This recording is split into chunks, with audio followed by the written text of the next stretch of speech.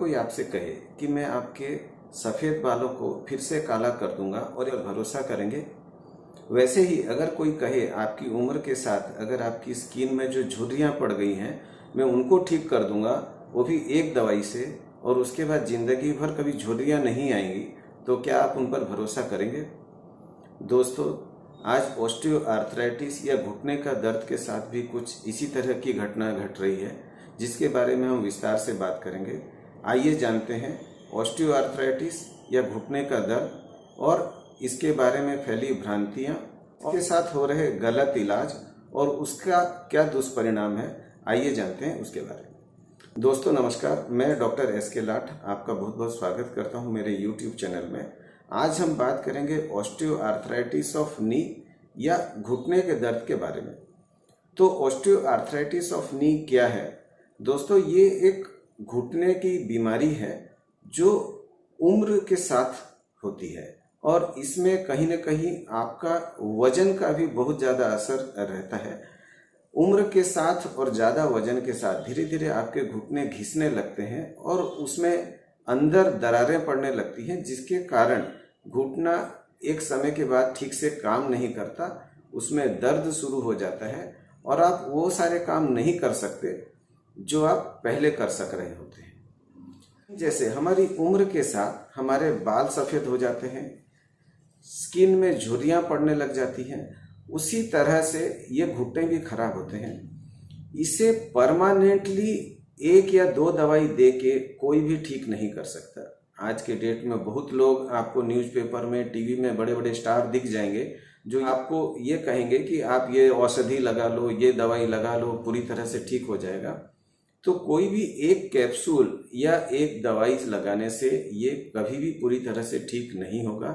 इसके लिए आपको कुछ सावधानियां बरतनी है और कुछ दवाइयां लेनी है। आते हैं जानते हैं उनके बारे में। तो सबसे पहले आपको क्या करना है, अगर आपके घुटने में दर्द है और आपके डॉक्टर बोल रहे हैं कि ये ऑस्टियो आर्थराइटिस है, तो आपको इसे संभाल के यूज करना है। इसको पूरा 180 डिग्री कभी भी नहीं मोड़ना है। खास करके इंडियन टॉयलेट को यूज नहीं करना है, क्योंकि उसमें घुटना पूरी तरह से 180 डिग्री मुड़ जाता है और घुटने के अंदर काफी प्रेशर बनता है, जिसके कारण घुटना और खराब हो जाता है। नंबर 1। नंबर 2 बात, हमेशा इंडियन टॉयलेट की जगह वेस्टर्न टॉयलेट यूज करना है। अगर आपके घर में वेस्टर्न टॉयलेट नहीं है तो आप एक कुर्सी में छेद करके भी काम चला सकते हैं, जिससे आपके घुटने और ज्यादा खराब नहीं होंगे। तीसरी बात, आप सुबह शाम अपने घुटने में सेक दे सकते हैं। गर्म पानी से सेक दे सकते हैं, ठंडे पानी से सेक दे सकते हैं। हो सके तो अल्टरनेटिवली दीजिए, 1 मिनट गर्म पानी से 1 मिनट ठंडे पानी से। सुबह 5 मिनट गर्म पानी, 5 मिनट ठंडा पानी, और शाम को भी वैसे ही 5 मिनट गर्म पानी और 5 मिनट ठंडा पानी से सेक दीजिए। चौथा, आप दोनों घुटने में नी कैप या नी ब्रेसेस लगा सकते हैं, जिससे कि घुटने पे प्रेशर कम पड़ता है और वो आपके घुटने को दबा के रखने के कारण आपका घुटना ज़्यादा मुड़ता भी नहीं है और काफ़ी पेन में भी रिलीफ हो जाता है। कुछ पेन किलर मलम अवेलेबल है मार्केट में, या आपके डॉक्टर भी आपको उन मलम को लिख के दे सकते हैं। उन्हें आप दिन में 2-3 बार लगा सकते हैं, उससे भी आपके घुटने का दर्द काफ़ी कम हो जाता है।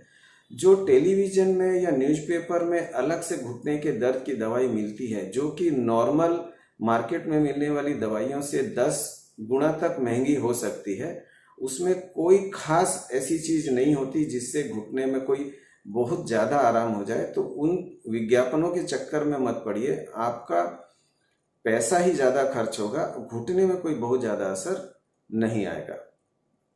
कुछ दवाइयाँ अवेलेबल हैं हमारे एलोपैथी में, जिसे आप खाने से कुछ हद तक आपके घुटने का दर्द कम हो सकता है।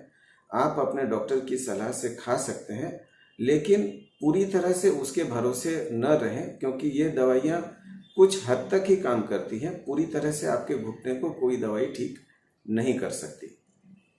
आप SOS पेन किलर ले सकते हैं अगर बहुत ज़्यादा आपको दर्द हो तो, लेकिन वो भी ध्यान से लें, अपने डॉक्टर के सलाह के अनुसार लें।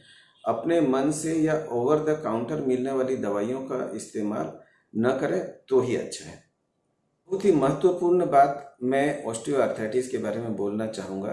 कई लोग घुटने का दर्द होने के कारण दूसरे व्यायाम करना बंद कर देते हैं। अब ये जो घुटने के मरीज होते हैं, इनमें ज़्यादातर डायबिटीज़, ब्लड प्रेशर, हार्ट की प्रॉब्लम ये सब पहले से रहती ही हैं, और अगर वे व्यायाम नहीं करेंगे तो उनका घुटना में दर्द तो कम हो जाएगा, लेकिन उनके केसेस में हार्ट की बीमारियों का खतरा काफ़ी बढ़ जाता है।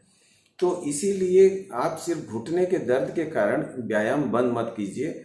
आज YouTube में काफ़ी सारे ऐसे व्यायाम अवेलेबल हैं जो कि एक घुटने का मरीज बिना घुटने में दर्द हुए आराम से कर सकता है, और उससे काफ़ी अच्छा व्यायाम हो जाता है।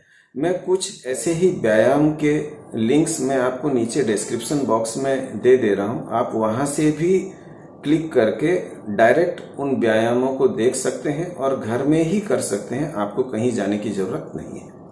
घुटनों के लिए अलग से व्यायाम मौजूद हैं, उनके भी लिंक्स मैं आपको नीचे डिस्क्रिप्शन बॉक्स में दे दे रहा हूं। जब आप इन घुटनों के व्यायाम को करते हैं तो आपके घुटने के ऊपर और नीचे, मतलब थाई और पाँव के मसल काफ़ी ज़्यादा स्ट्रॉन्ग हो जाते हैं, और ये स्ट्रॉन्ग होने से आपके घुटनों पर दबाव कम पड़ता है और आपके घुटनों का दर्द बहुत हद तक ठीक होता है। तो ज़्यादा दवाइयों पे भरोसा न करके घुटनों का व्यायाम जरूर से करें।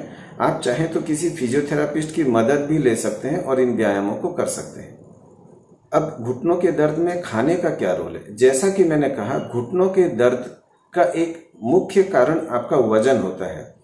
तो कोशिश करें किस तरह से आपका वजन कम हो। अगर आप 5 या 10 किलो भी वजन अपना कम कर लेते हैं तो आपके घुटनों के दर्द में आपको काफ़ी राहत मिलेगी। वजन कम करने के लिए और घुटनों के दर्द को भी कम करने के लिए आपको प्रोसेस्ड या रिफाइंड फूड या रिफाइंड कार्बोहाइड्रेट से बचना है। जैसे चीनी है, गुड़ है, मीठी चीज़ें हैं, आइसक्रीम है, चॉकलेट है, कैंडी है, अलग अलग तरह के स्वीट्स जो मार्केट में मिलते हैं, इन तरह की चीज़ों से आपको बचना है। जो मॉडर्न फूड है, पिज़्ज़ा है, बर्गर है, चाउमीन है वगैरह, इन तरह के खानों से भी आपको बचना है। आप कोशिश करें जितने कच्चे फल, सब्जियां, अनप्रोसेस्ड फूड जितना खाएंगे, जो हमारे इंडियन डाइट है, जितना आप ज़्यादा खाएंगे उतने आपका वजन भी कम होगा और उतना आपके घुटनों पर भी इन्फ्लामेशन कम होके आपके घुटनों का दर्द भी कम होगा।